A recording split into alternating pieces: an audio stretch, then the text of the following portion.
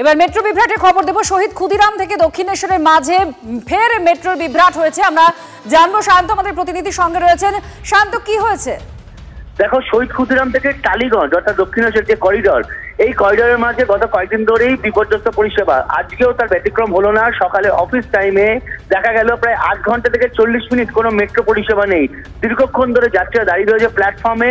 রীতিমতো তারা ক্ষোভ দেখাতে থাকেন যে যেভাবে মেট্রো কোনো ঘোষণা নেই, শহীদ ক্ষুদিরামের দিক থেকে কোনো মেট্রো আসছে না, স্বাভাবিকভাবে অফিস টাইমে তারা চরম দুর্ভোগে পড়েছে এবং বারবার কেন এই বিপর্যয় তা নিয়ে কিন্তু তারা রীতিমতো ক্ষোভ দেখায়। কেন এই বিপর্যয় কিছু বলেছে মেট্রো?